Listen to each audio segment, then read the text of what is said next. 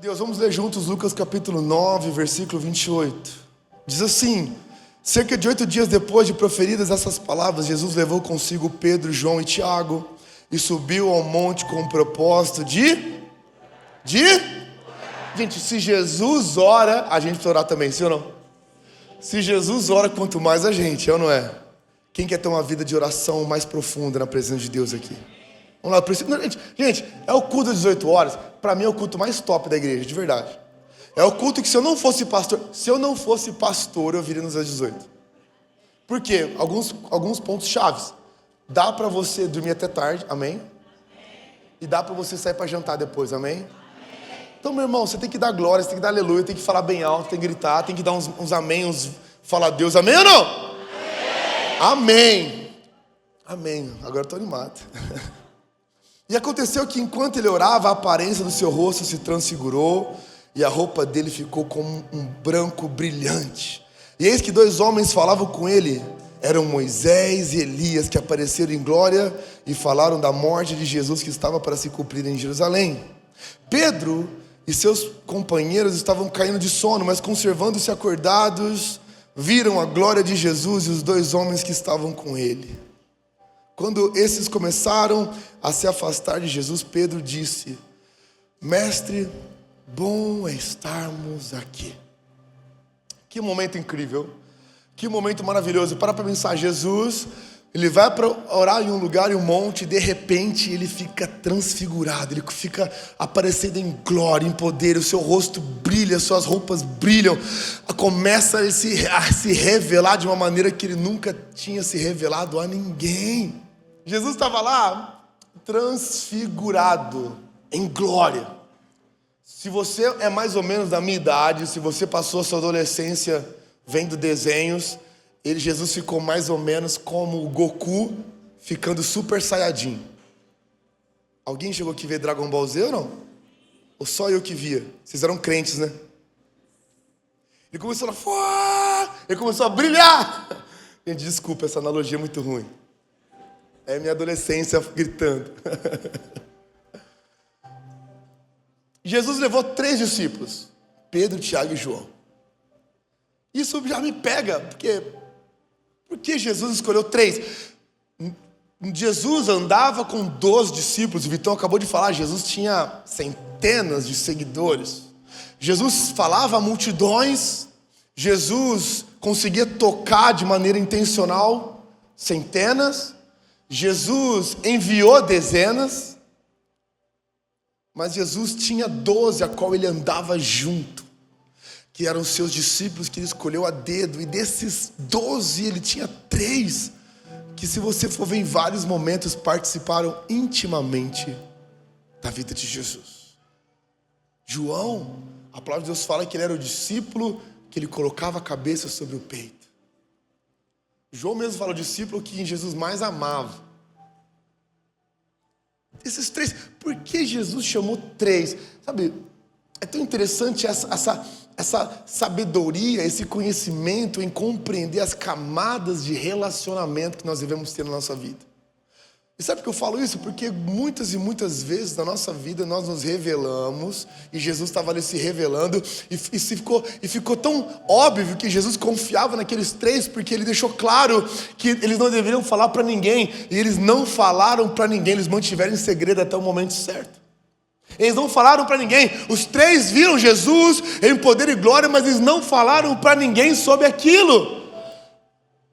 Verdadeiros amigos são aqueles que guardam grandes segredos, sim ou não? Jesus sabia muito bem quem ele estava chamando. Jesus tinha a multidão, tinha os seguidores, tinha os discípulos e tinha 3, a qual ele se revelava, a qual ele compartilhava segredos, a qual ele tinha intimidade. Meu irmão, nós vivemos em um momento da sociedade, nós vivemos num momento social, onde a gente acha que porque a pessoa te segue, ela tem que saber da tua vida. onde você acha que os seus seguidores têm que acompanhar totalmente a tua história, e nós simplesmente fazemos disso um espetáculo público. Nós fazemos um espetáculo público tão forte, e é uma exposição tão desnecessária, que a gente começa até a expor aquilo que não é necessário. A gente começa a expor a nossa intimidade, a gente começa a expor nossos filhos, a gente expõe a rotina dos nossos filhos. Isso não só é errado, mas como é perigoso também. A gente começa a expor as nossas dores, a gente começa a expor os nossos sonhos. E meu irmão, nem todo mundo precisa saber da tua dor. Nem todo mundo está pronto para conhecer aquilo que te deixa triste, sim ou não? Às vezes você conta um segredo para alguém, você conta um segredo em confiança para alguém, uma dificuldade, um desafio.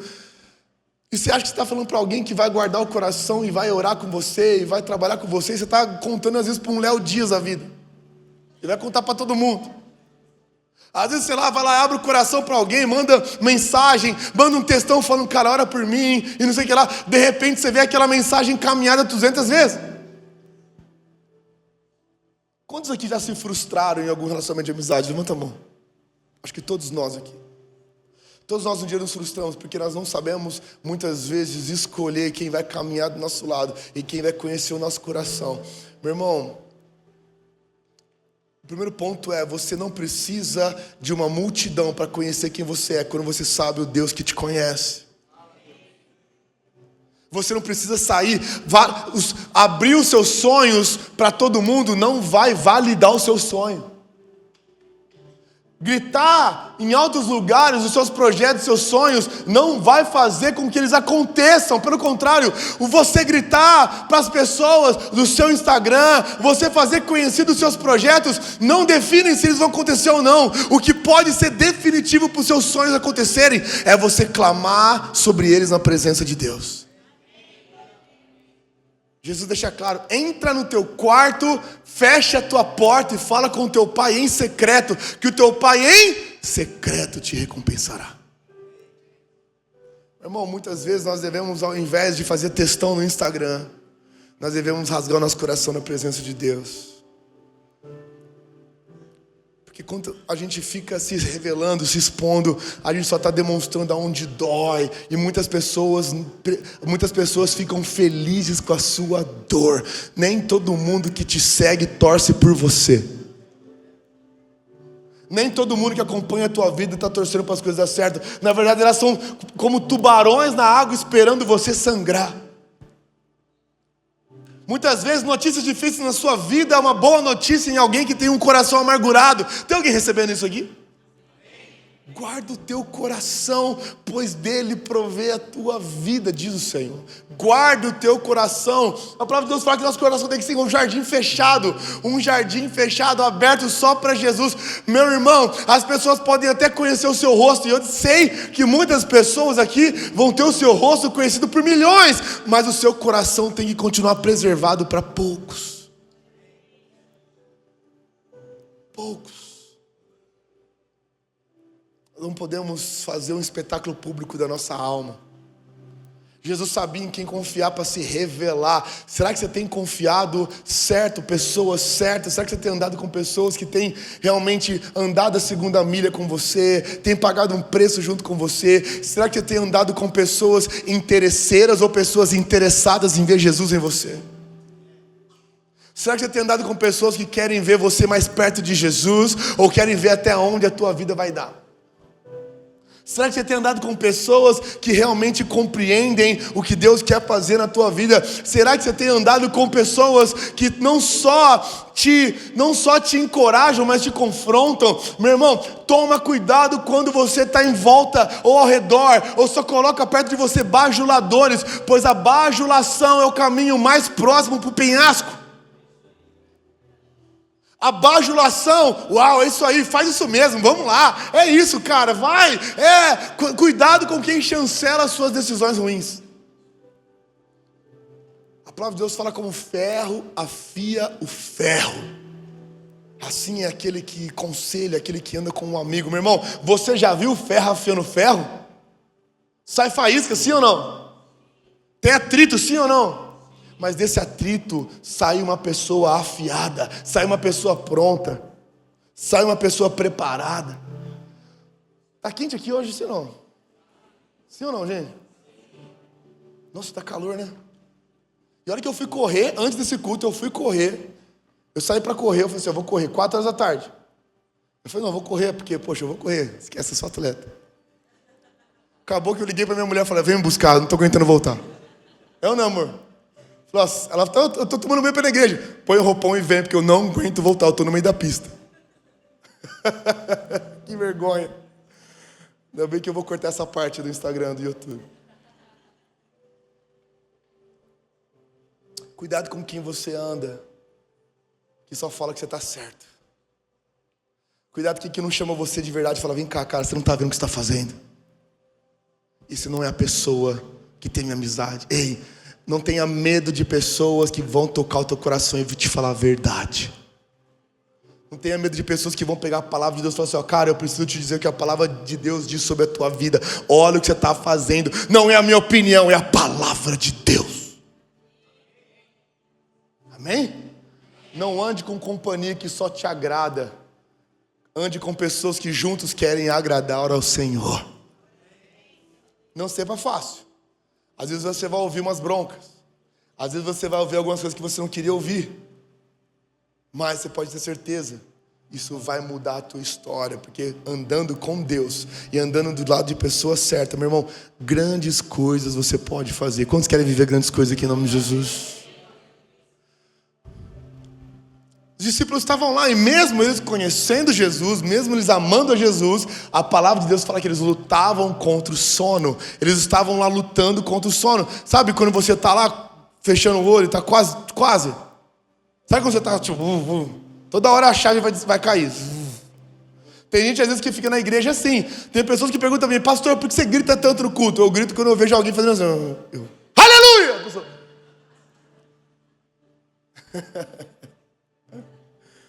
Brincadeira, não é isso não. Mas tem gente que dorme no culto.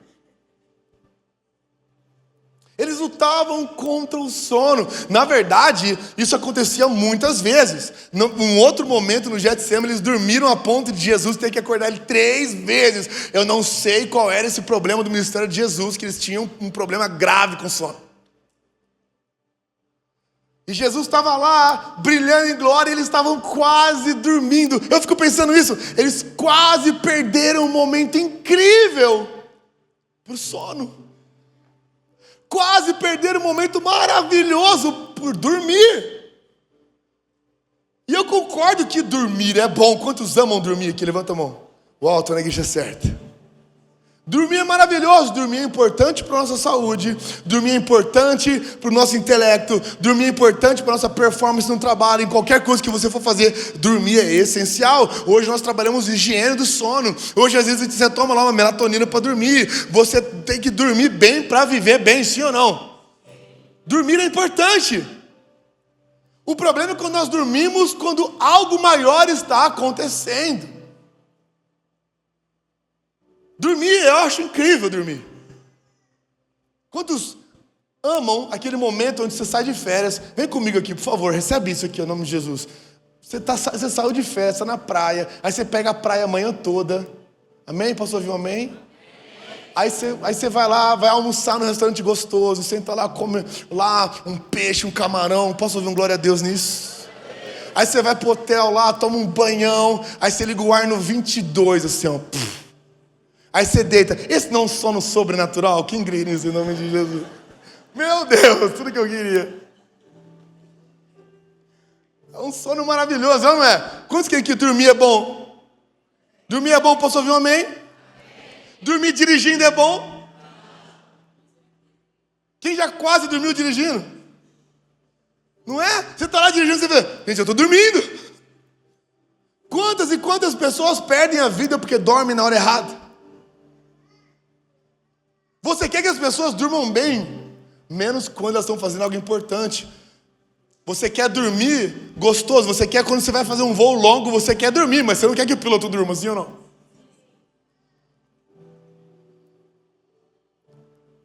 Dormir é algo poderoso, mas dormir na hora certa. Sabe, eu gosto muito de ir no cinema, eu amo ir no cinema. E é interessante que eu casei com uma mulher que detesta ver filme. Detesta cinema.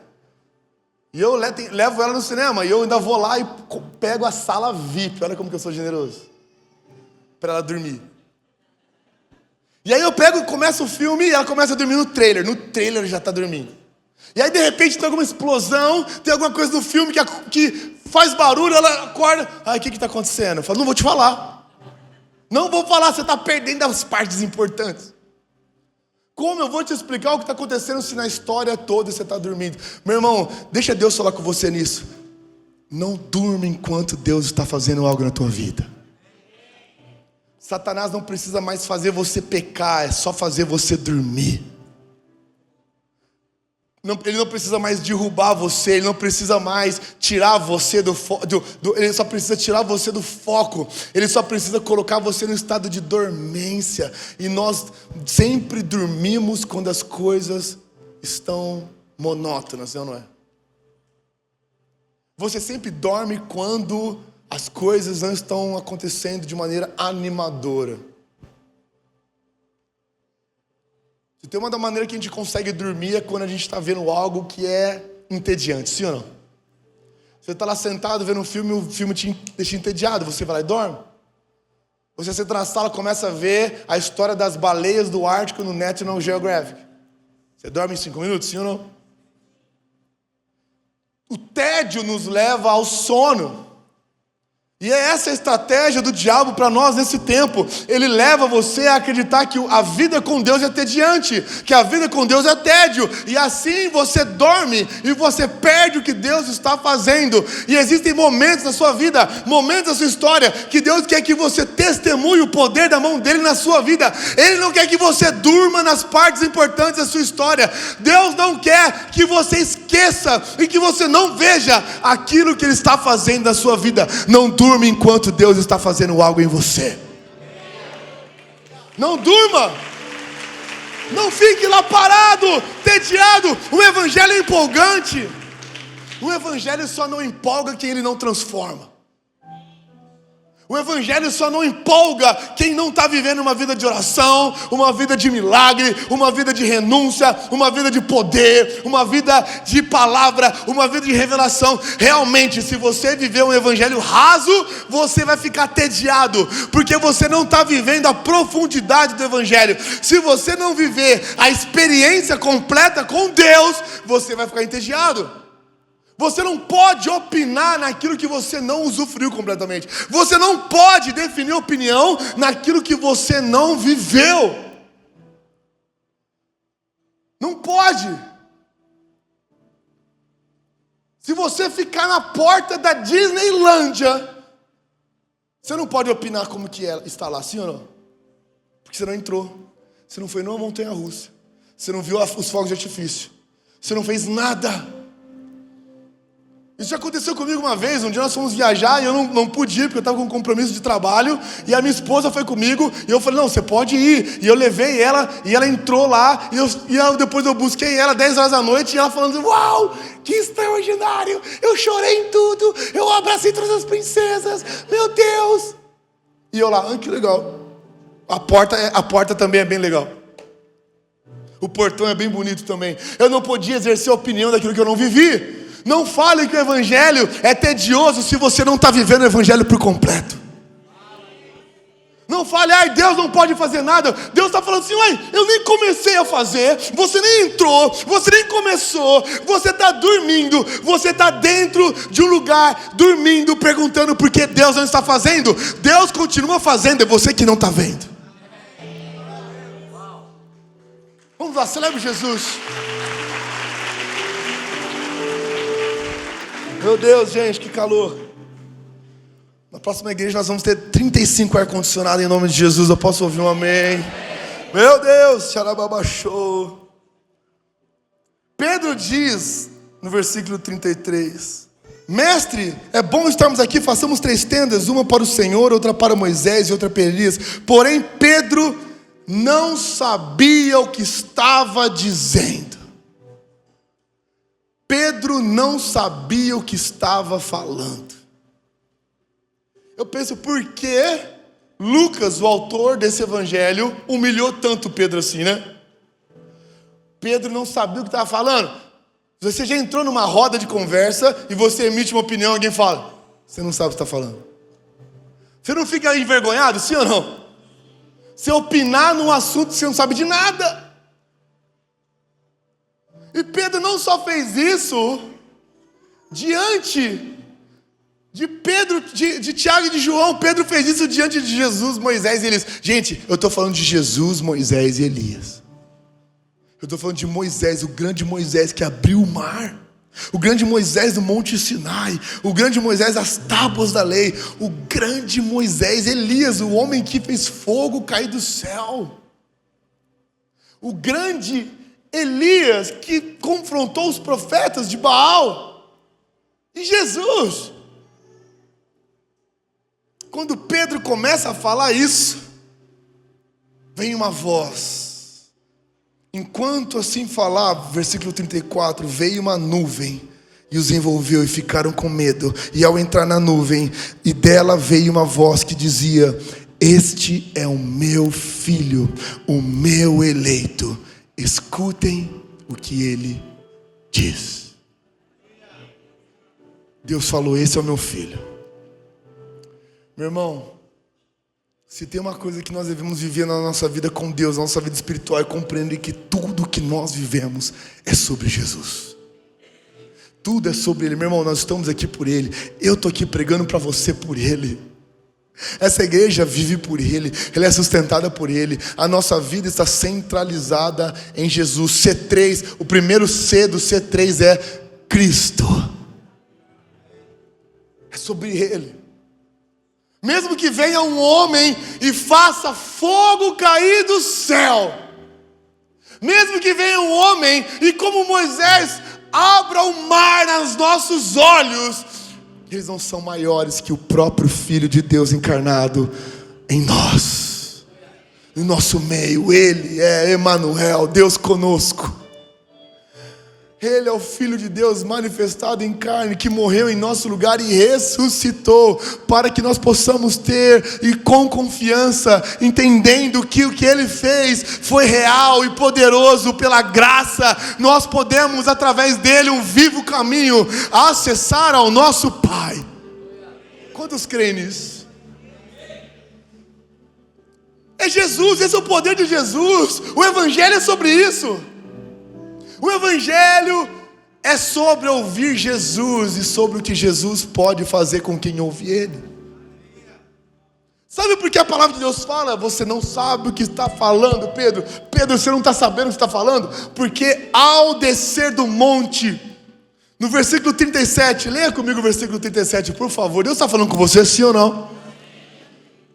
No dia seguinte, quando eles desceram do monte, uma grande multidão veio ao encontro de Jesus. E eis que do meio da multidão surgiu um homem dizendo em alta voz: Mestre, eu peço que o Senhor olhe o meu filho, porque é o único filho que eu tenho. Um espírito se apodera dele e de repente o menino grita, e o espírito convulsiona até espumar e dificilmente o deixa. Depois de ter maltratado, pediu aos seus discípulos que o expulsassem, mas eles não puderam. Jesus exclamou: geração incrédula e perversa, até quando estarei com vocês e terei que suportá-los? Traga o seu filho para mim. Quando o menino estava se aproximando, o demônio o atirou no chão e o convulsionou. Mas Jesus o repreendeu, o espírito imundo curou o menino e o entregou ao Pai. E todos ficaram maravilhados com a majestade e o poder de Deus. É o poder de Deus. Para isso se manifestou o Filho de Deus, para desfazer as obras do diabo. Pedro não sabia o que falava, porque Jesus deixou clara a missão dele. Pedro, eu não vim aqui para brilhar no monte para você. Pedro, eu não estou aqui apenas para me manifestar a vocês três. Eu vim aqui desfazer as obras do mal. Eu vim aqui espalhar as boas novas. Eu vim aqui levar o Evangelho. Meu irmão, sabe, o Evangelho toma forma. O Evangelho toma forma quando nós saímos do monte e levamos o Evangelho para as pessoas à nossa volta. O monte onde Jesus brilha é maravilhoso. E eu estou falando da igreja. Eu amo a igreja, eu amo estar aqui, meu irmão. Eu amo esse lugar, eu vivo isso desde que eu sou bebê. Eu amo a igreja, eu casei numa igreja, eu fui apresentado a Jesus numa igreja, meus filhos, eu fui batizado. Meu irmão, se tem alguém que vive igreja desde os 0 anos, sou eu. Mas eu sei que o evangelho toma forma e o poder dele se manifesta não só aqui, mas quando nós saímos aqui. Quando nós encontramos pessoas desesperadas ao nosso redor, quando nós vemos as pessoas que estão vivendo algo e precisam de Jesus, quando a gente vê o evangelho tomar forma, é quando eu me encho do poder de Deus, e é para isso que nós nos enchemos do poder de Deus. Eu me encho do poder de Deus para transbordar ao meu redor, para que Jesus faça algo através de mim. Eu não quero que Jesus só faça algo em mim, eu quero que Jesus faça algo através de mim. Eu não quero só ser salvo, eu quero receber a salvação para que eu possa anunciar a boa, perfeita e agradável vontade de Deus, que é que todos sejam salvos. Esse é o poder de Deus, é para isso que Jesus se manifesta. Meu Deus do céu, a gente não pode viver isso, sabe? É nesse lugar que o evangelho toma forma e a gente começa a ver o poder e a graça do Senhor. Todos nós temos uma história de conhecer Jesus, não é assim ou não? E talvez você conheceu Jesus dessa maneira. Eu estava conversando agora com um amigo ali, com o Duzão. Posso usar seu testemunho, Duzão? Pelo amor de Deus. O Duzão, um dia o Paulinho que está ali na câmera, o Paulinho está na câmera, o Paulinho que serve nessa casa falou de Jesus para o Duzão. E aí um dia o Duzão começou a vir aqui, começou a andar com Jesus.